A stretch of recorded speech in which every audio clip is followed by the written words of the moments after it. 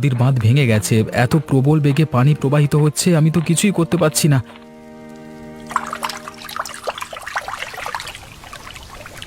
কে কোথায় আছো? কেউ আমাকে বাঁচাও, আমি ভেসে যাচ্ছি। আমাকে সাহায্য করো, কেউ দয়া করে সাহায্য করো।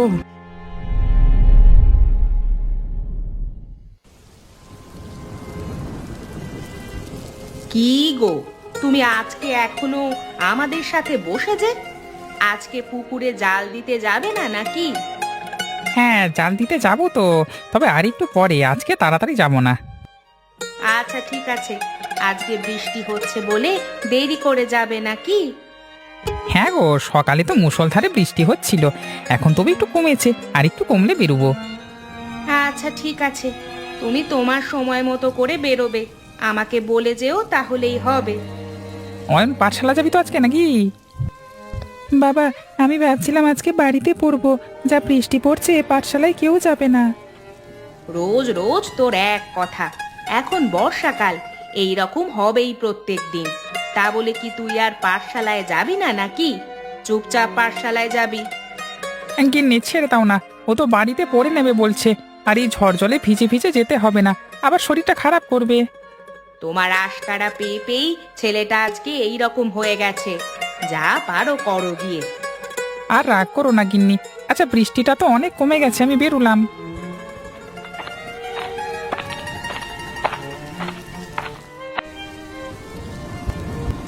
স্নান করতে যাবে নাকি? হ্যাঁ গো, স্নানটা করে আসি, তারপর একেবারে দোকানে যাব। কি ব্যাপার, আজকে তুমি এত তাড়াতাড়ি স্নান করে নিচ্ছ যে? অন্যদিন তো দোকান থেকে ফিরে স্নান করতে যাও। গিনি, আজকে আবহাওয়াটা ঠান্ডা ঠান্ডা, বাইরে ঝিমঝিম করে বৃষ্টি পড়ছে, শীত পাচ্ছে, স্নানটা করে নিলে আর ঠান্ডা লাগবে না। মানে নদীতে যাই, স্নানটা করে আসি কেমন? আচ্ছা ঠিক আছে, তাহলে তুমি যাও।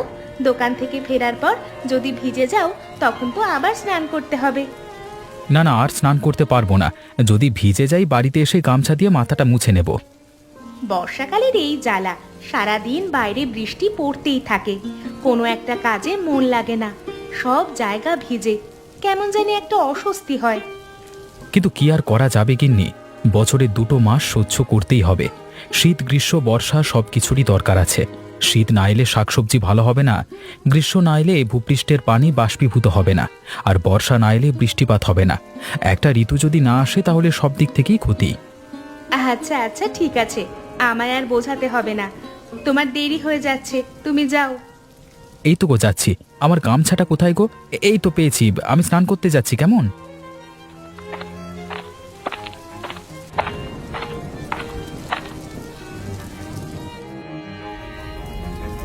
অয়ন, পড়ছিস তো রে? হ্যাঁ গো মা, আমি তো পড়ছি। পড়ছিস তো, কোনো সারা শব্দ পাচ্ছি না কেন? জোরে জোরে পড়, পড়া তাড়াতাড়ি মুখস্থ হবে। মা, আমার পড়া মুখস্থ হয়ে গেছে, আমি তো এবার লিখছি, ওই জন্যই সারা শব্দ পাচ্ছি না। আচ্ছা ঠিক আছে, লিখে নে। আমার রান্না করা হয়ে গেলে আমি গিয়ে খাতাটা দেখব। আচ্ছা মা, ঠিক আছে। মা, বলছিলাম, আবার কি হলো রে? কতদিন মামার বাড়ি যায়নি মা, মামা মামিমার জন্য মন খারাপ করছে আমার। যাবি রে একদিন, তবে এই বর্ষাকালে কোথাও যাব না। যাদের বাড়ি যাব তাদেরও সমস্যা আর আমাদেরও সমস্যা। বর্ষাকালটা চলে যাক, তারপরে যাবক্ষণ। আচ্ছা মা, তুমি যেমন বলবে তাই করব। গিয়ে কিন্তু তখন 1 সপ্তাহ থাকবো, অনেকদিন মামার বাড়ি যাইনি। আচ্ছা রে, থাকবো। তার জন্য তোর পড়াটা একটু বেশি করে এগিয়ে রাখতে হবে। ওখানে গেলে তো পড়াশুনো হবে না, পিছিয়ে পড়বি তখন। আমি আগে থাকতে পড়ে নেব মা, ওই নিয়ে একদম চিন্তা করো না। তুমি শুধু আমায় একবার নিয়ে চলো মামার বাড়ি, এই একঘেয়েমি কাটাতে হবে, তবে আবার ভালোভাবে পড়াশোনায় মন বসবে। আচ্ছা ঠিক আছে, এখন পড়ে নে, আর বকিস না। আমিও রান্না করছি, অনেক কাজ আছে আমার। ঠিক আছে মা, তুমি যেমন বলবে। তুমি তোমার কাজগুলো করে নাও, আমি আমারগুলো করে নিই।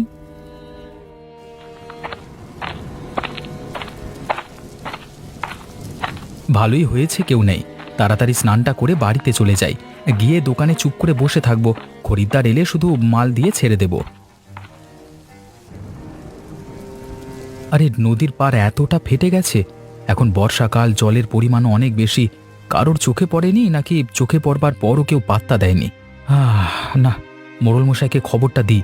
যা অবস্থা হয়েছে তাতে যে কোনো মুহূর্তে কিছু না কিছু হয়ে যেতে পারে।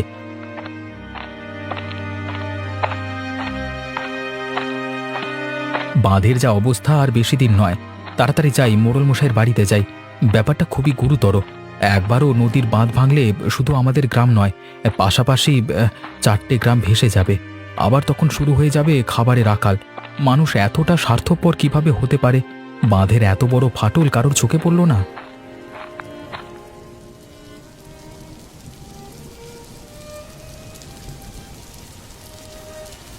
মা, আজকে কি রান্না করবে? এত রকমের সবজি নিয়ে বসেছো। আজকে তেমন কিছু করব না, খিচুড়ি আর আলু ভাজা। আর খিচুড়িতে এই সবজিগুলো দেব। এই বর্ষাকালে গরম গরম খিচুড়ি আর আলু ভাজা, সে কি স্বাদ! আরে বাবা, আমি সব জানি রে, তুই খেতে খুব ভালোবাসিস, তাই জন্যই তো এই ব্যবস্থা। সবই ঠিক আছে, তবে এরকম ভাবে যদি বৃষ্টি হতে থাকে তাহলে সব ফসল নষ্ট হয়ে যাবে। রোজের বৃষ্টি, একদিনেরও বিশ্রাম নেই। এগুলো সবই ওপরওয়ালার হাতে। উনি যদি চান তাহলে আমাদের ক্ষতি হবে না, বাকিটা ওনার ইচ্ছা। হ্যাঁ, কি আর করা যাবে, হাত গুটিয়ে বসে থাকতে হবে। এই প্রাকৃতিক ব্যাপারে তো কিছু করতে পারি না। আগের বছরে আবহাওয়াটা কত সুন্দর ছিল, চাষের পক্ষে একদম অনুকূল। সব সময় তো আর সমান হয় না রে। আগের বছর ভালো পরিমাণে লাভ হয়েছিল, এবছর হয়তো সেইটা হবে না। এই বছরে বৃষ্টির পরিমাণটা যেন একটু বেশি। কত তাড়াতাড়ি বর্ষা ঢুকে গেছে, শুধু ঢুকেছে নয়, বৃষ্টিও শুরু হয়ে গেছে। আগের বারে বেশি লাভ হয়েছিল বলে এবার একটু বেশি ফসল বসিয়েছিলাম, মনে হচ্ছে সব ম্যাজাগার হয়ে গেল। বিধাতার ওপর ভরসা রাখ, সব কিছু ভালোই হবে। এবছর লস হলেও দেখবি পরের বছর দ্বিগুণ লাভ হবে। আগের বারে অনেক লাভ হয়েছিল, তার আগের বারে তো লস হয়েছিল, তাই না? পরপরে যখন 2 বছর লাভ হবে তখন নিজেকে লাভবান ভাববো, তার আগে ভাবা উচিত নয়। 1 বছর লস তো 1 বছর লাভ, সেই একই হয়ে আছে পরিস্থিতি। আমি দাওয়ায় যাচ্ছি, তুমি কাজ করে নাও মা। মোড়ল মশাই, আরে ও মোড়ল মশাই, একটু বেরিয়ে আসুন তাড়াতাড়ি, জরুরি কথা আছে। কে এসেছে? আমার নাম সুজিত, একবার বেরিয়ে আসুন মোড়ল মশাই।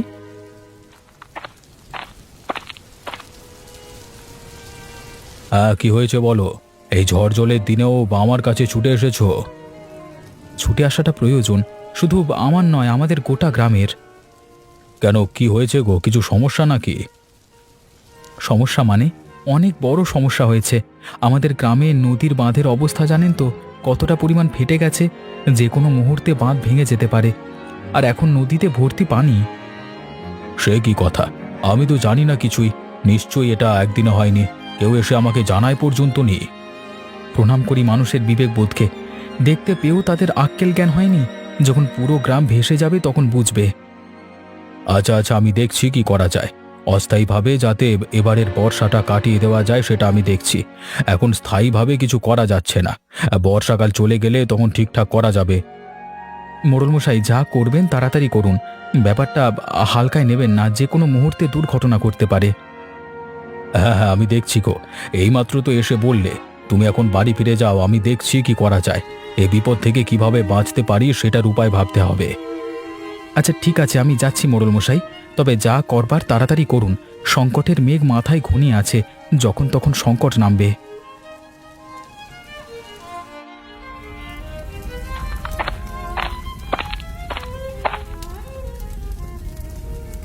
গিন্নি, আমি ফিরে এসেছি।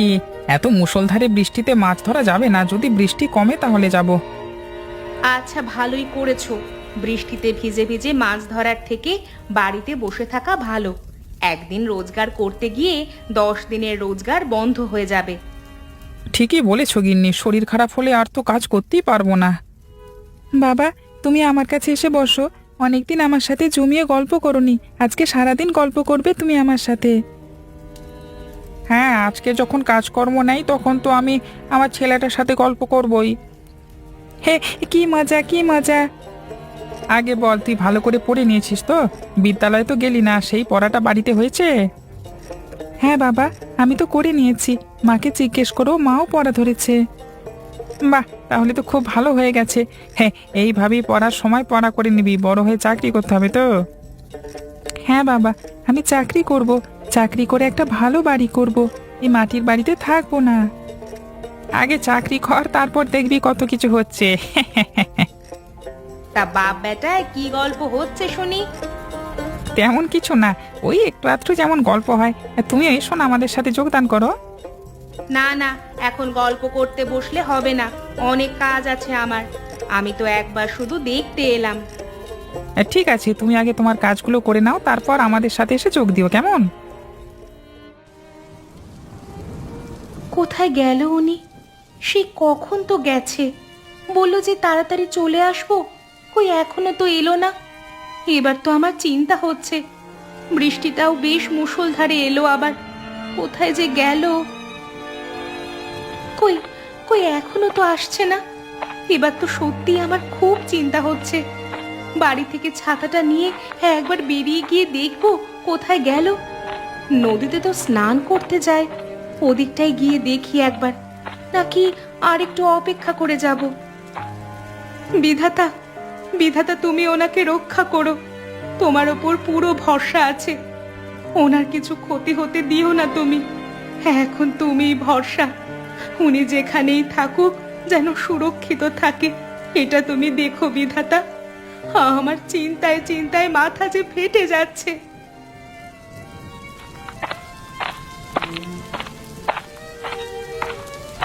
যাই, তাড়াতাড়ি বাড়ি যাই। অনেকক্ষণ আগে বেরিয়েছি, গিন্নি খুব চিন্তা করবে। বাড়ি গেলে আমার আর রক্ষে নেই, মনে হয় মাথা গরম হয়েই গেল। যাই দেখি কি পরিস্থিতি হয়ে আছে। এই তো বাড়ির কাছে এসে গেছি, আবার বৃষ্টিটাও বেশ মুষলধারে এলো। স্নান করে আবার ভিজে গেলাম। বাড়ি গিয়ে গামছা দিয়ে ভালোভাবে মুছে নিতে হবে। শরীর খারাপ করে গেলে এখন ওষুধের অনেক খরচ। মনে হয় নদীর বাঁধ ভেঙে গেছে, এত প্রবল বেগে পানি প্রবাহিত হচ্ছে, আমি তো কিছুই করতে পারছি না।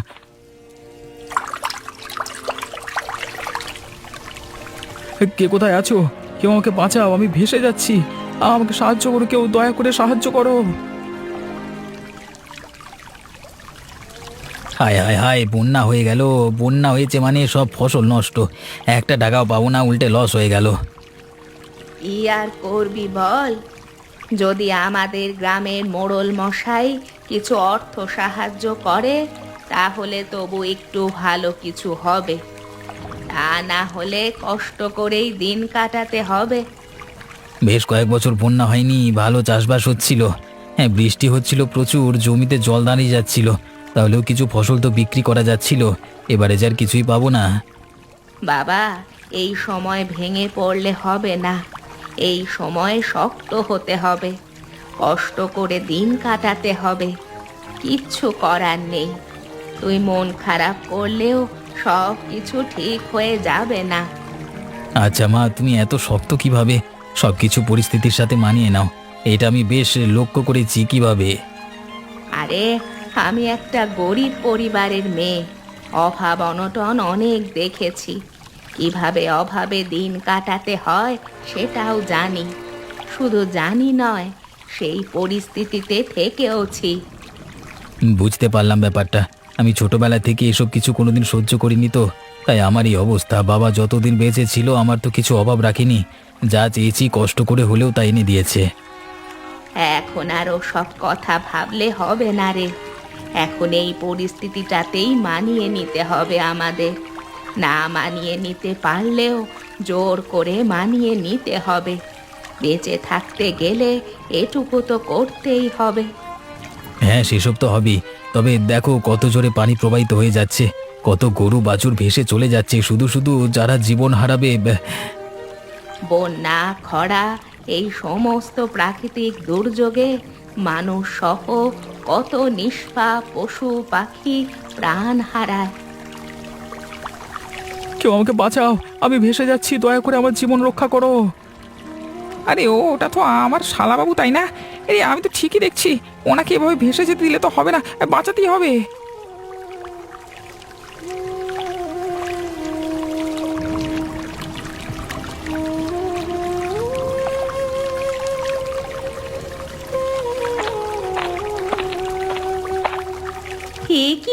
এ কি অবস্থা?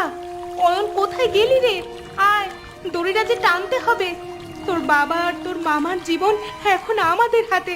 তাড়াতাড়ি আয় রে।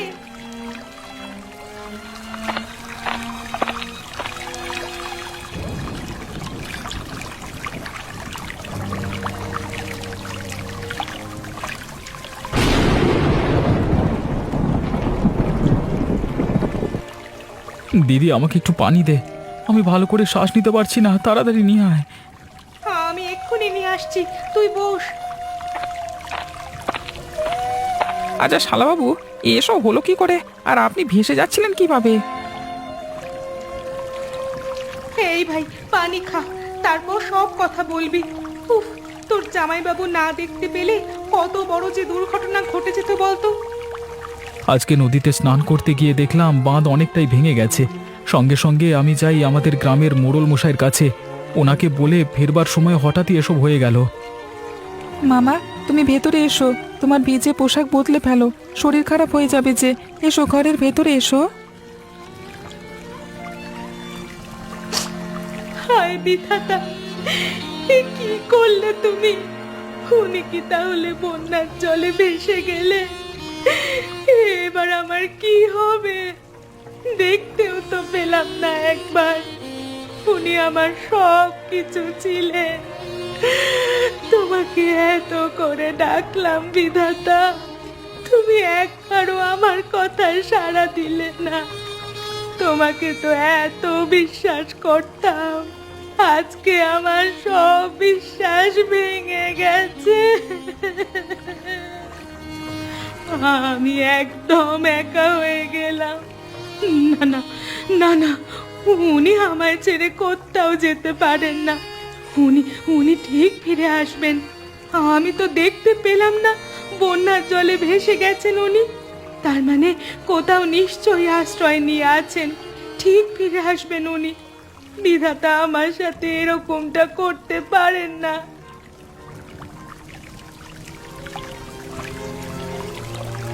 আজকে জামাইবাবু ছিল বলেই আমার প্রাণটা রক্ষা হলো, না হলে হয়তো আর আমাকে দেখতে পেতিস না দিদি। একদম বেশি উল্টোপাল্টা কথা বলবি না। দুর্ঘটনা কিচ্ছু ঘটেনি, তাই এসব কথা একদম বলবি না। আমি শুধু ভাবছি মানুষজনের বিবেক। আমাদের গ্রামের নদীর বাঁধ অনেকটা ফেটে গেছিল, সেটাকেও মোড়ল মশাই কোনোভাবেই কানে তোলেনি। আমি অনেক দিন পর স্নান করতে গেলাম, দেখতে পেলাম তাই। এখন মানুষ খুবই স্বার্থপর হয়ে যাচ্ছে রে।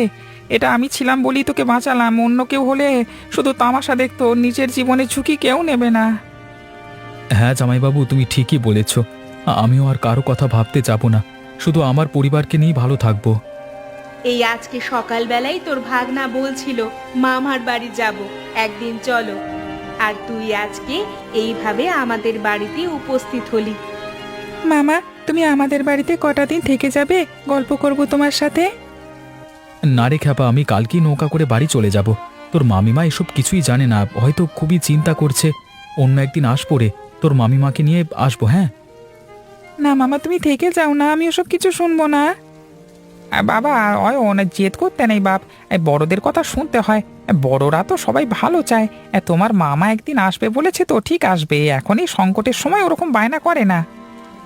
আচ্ছা বাবা, তোমরা যেমন বুঝবে তাই করো, তবে একদিন এসো আমাদের বাড়িতে মামা, আমিও যাবো এই বর্ষাকাল কেটে গেলে।